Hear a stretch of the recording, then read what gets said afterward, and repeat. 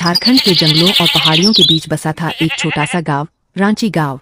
गांव छोटा था, लेकिन इसकी पहचान दूर दूर तक थी।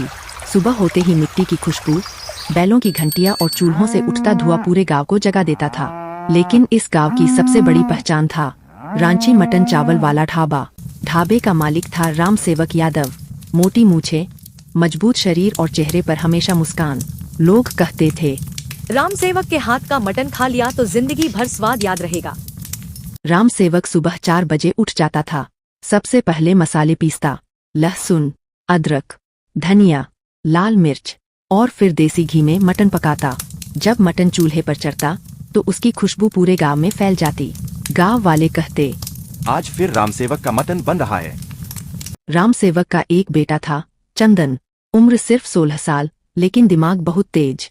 चंदन पढ़ाई भी करता और ढाबे में पिता की मदद भी। गांव वाले अक्सर कहते, ये लड़का बड़ा होकर बहुत नाम करेगा। उसी गांव में 2 बदनाम चोर रहते थे, फकीरा और नंदू। दोनों छोटे मोटे चोरी करते थे, लेकिन उनकी सबसे बड़ी परेशानी थी कि गांव वाले अब उन पर भरोसा नहीं करते थे। काम बंद था, पैसे खत्म थे। एक दिन फकीरा बोला, अगर जल्दी कुछ बड़ा नहीं किया तो भूखे मर जाएंगे। गांव में सबसे ज्यादा कमाई किसकी होती है? फकीरा हंसते हुए बोला, राम सेवक के मटन वाले ढाबे की। दोनों की आंखों में लालच चमक उठा। फकीरा बोला, अगर उसका ढाबा बंद हो जाए तो? नंदू हंस पड़ा। फिर उसकी कमाई खत्म और गांव में अफवाह फैल जाएगी। दोनों ने योजना बनाई।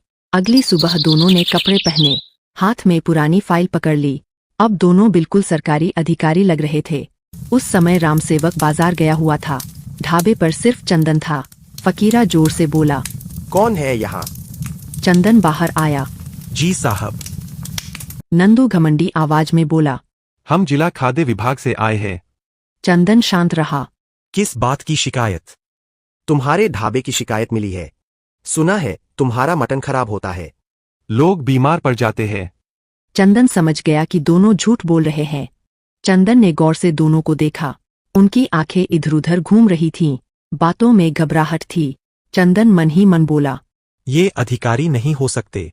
जांच करनी है, जल्दी मटन लाओ। नंदू हंसते हुए बोला, और अच्छा वाला लाना। चंदन मुस्कुराया। चंदन अंदर गया। उसने सबसे ज्यादा तीखी लाल मिर्च निकाली। इतनी मिर्च डाली कि खुद उसकी आंखों में पानी आ गया। वह बोला, अब मजा आएगा। कुछ देर बाद चंदन गर्मागर्म मटन लेकर आया। खुशबू इतनी शानदार थी कि दोनों चोर लालच में पड़ गए। फकीरा बोला, वाह, पहले तो खुशबू बढ़िया है। जैसे ही दोनों ने पहला निवाला खाया, आ दोनों उछल पड़े। उनके कान लाल हो गए। नंदू चिल्लाया, पानी, पानी। फकीरा जमीन पर बैठ गया। उसकी आंखों से आंसू बहने लगे। पूरा ढाबा हंसी से गूंज उठा। चंदन बोला, साहब, यही हमारा स्पेशल मटन है। नंदू हाफते हुए बोला, ये मटन नहीं, आग है। तभी राम सेवक सामान लेकर लौट आया। उसने दोनों की हालत देखी। अरे, क्या हुआ? दोनों डर गए। फकीरा बोला, भागो। दोनों ढाबे से ऐसे भागे जैसे पीछे पुलिस पड़ी हो। गांव वाले उन्हें देखकर हंसने लगे। दोनों गांव के बाहर पुराने खंडहर में छिप गए।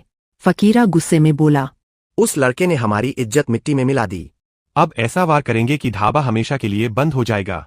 गांव के मुखिया थे हरिराम चौधरी। उनकी एक सफेद बकरी थी, गौरी। मुखिया उसे अपने बच्चे की तरह प्यार करते थे। आधी रात को फकीरा और नंदू मुखिया के घर पहुंचे। धीरे धीरे रस्सी खोली और बकरी चुराकर ले गए। दोनों ने बकरी पर काला रंग पोत दिया। अब वह पूरी काली दिख रही थी। नंदू हंसा। अब कोई नहीं पहचान पाएगा। फकीरा बोला, इसे राम सेवक को बेच देंगे, फिर मुखिया कहेगा कि उसकी बकरी ढाबे वाले ने चुराई है। दोनों जोर जोर से हंसने लगे। अगली सुबह दोनों फटे कपड़े पहनकर ढाबे पहुंचे। फकीरा रोने की एक्टिंग करते हुए बोला, भैया, गरीबी बहुत है, बकरी बेचनी है। चंदन बाहर आया। जैसे ही उसने आवाज सुनी, वह चौंक गया। ये आवाज कहीं सुनी हुई है। चंदन बकरी को देखने लगा। बकरी बार बार में कर रही थी और उसकी आंखें जानी पहचानी लग रही थीं। चंदन बोला, पहले बकरी को पानी पिला देते हैं। वह बाल्टी भरकर लाया। धीरे धीरे पानी डालने लगा। जैसे ही पानी गिरा, काला रंग बहने लगा। नीचे से सफेद बाल दिखाई देने लगे। चंदन जोर से चिल्लाया, अरे, ये तो मुखिया जी की बकरी है। फकीरा और नंदू के चेहरे उड़ गए। दोनों पीछे हटने लगे। राम सेवक गुस्से में बोला। तो ये तुम्हारी नई चाल थी? राम सेवक ने चंदन की तरफ देखा। उसकी आंखों में गर्व था। बेटा, तूने आज मेरा नाम बचा लिया। राम सेवक ने गुस्से में मोटा डंडा उठा लिया। आज तुम दोनों को छोड़ूंगा नहीं। दोनों चोर डर से कांपने लगे। तभी मुखिया हरिराम गांव वालों के साथ वहां पहुंचे। वह परेशान थे। मेरी बकरी कहीं दिखी क्या? चंदन ने बकरी आगे कर दी। मुखिया जी, आपकी गौरी सुरक्षित है। मुखिया की आंखों में खुशी आ गई। उन्होंने चंदन को गले लगा लिया। मुखिया गुस्से में चिल्लाए। गांव वालों, इन चोरों को पकड़ो। पूरा गांव डंडे लेकर दौड़ा। फकीरा और नंदू डरकर भागने लगे। कोई खेतों में भागा, कोई तालाब पार करने लगा। पूरा गांव हंसी से गूंज उठा।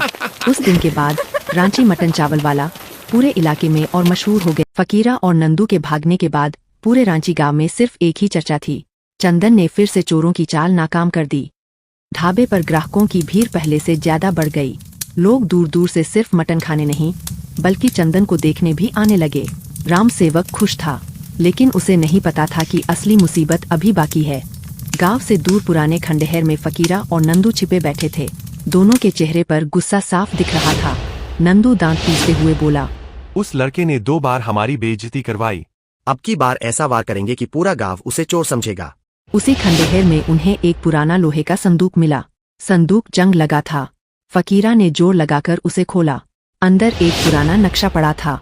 नंदू की आंखें चमक उठीं। ये क्या है? लगता है किसी खजाने का नक्शा है। नक्शे पर लाल निशान बना था। उसके नीचे लिखा था, पुराना कुआं, बरगद का पेड़ और जमीन के नीचे दौलत। नंदू हंस पड़ा। अगर ये खजाना मिल गया तो जिंदगी बन जाएगी। लेकिन खजाना अकेले नहीं निकाल सकते। तो गांव वालों को डराकर वहां से हटाना होगा। अगले दिन गांव में अफवाह फैल गई। पुराने बरगद के पास भूत दिखाई देता है। रात में अजीब आवाजें आने लगी। कभी जंजीर खड़कती, कभी कोई रोने की आवाज करता। गांव वाले डर गए। मुखिया हरिराम पंचायत में बोले, कोई उस तरफ नहीं जाएगा। कुछ बूढ़े बोले।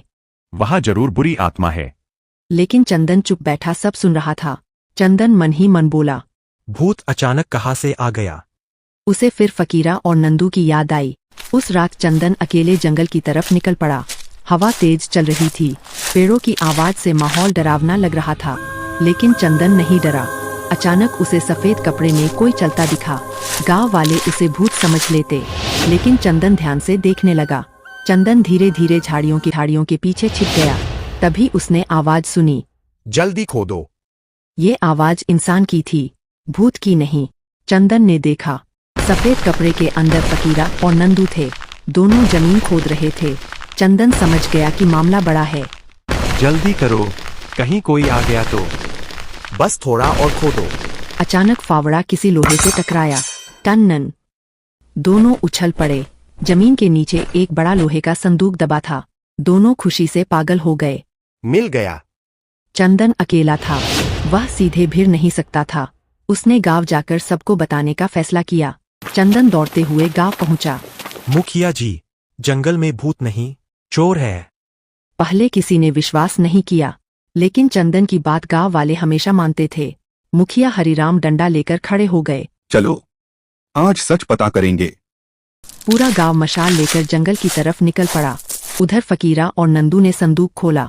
अंदर सोने जैसे पुराने सिक्के और चांदी के गहने थे। दोनों खुशी से झूमने लगे। तभी चारों तरफ मशालों की रोशनी फैल गई। गांव वालों ने उन्हें घेर लिया। मुखिया गरजे। तो तुम लोग गांव को भूत से डराते थे? फकीरा अचानक संदूक उठाकर भागा। नंदू दूसरी तरफ भागने लगा। गांव वाले उनके पीछे दौड़े। भागते भागते दोनों पुराने लकड़ी के पुल तक पहुंचे। पुल कमजोर था।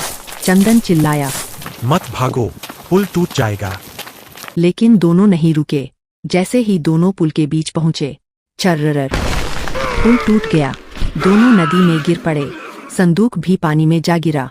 फकीरा और नंदू किसी तरह तैरकर बाहर आए, लेकिन गांव वालों ने उन्हें पकड़ लिया। दोनों कांप रहे थे। मुखिया ने डांटते हुए पूछा, क्यों किया ये सब? फकीरा रोते हुए बोला, लालच में अंधे हो गए थे। हमें माफ कर दो। पंचायत बैठी। मुखिया बोले, चोरी और धोखे की सजा जरूर मिलेगी। दोनों को गांव से निकाल दिया गया। नदी से संदूक निकाल लिया गया। उसमें सचमुच पुराने सिक्के थे। मुखिया ने फैसला किया, ये खजाना पूरे गांव का है। उस पैसे से स्कूल बना, कुआं बना और सड़क भी। पूरा गांव चंदन की तारीफ कर रहा था। राम सेवक की आंखें भर आईं। वह बोला, मुझे अपने बेटे पर गर्व है। अब ढाबे का नाम सिर्फ गांव में नहीं, पूरे जिले में मशहूर हो गया।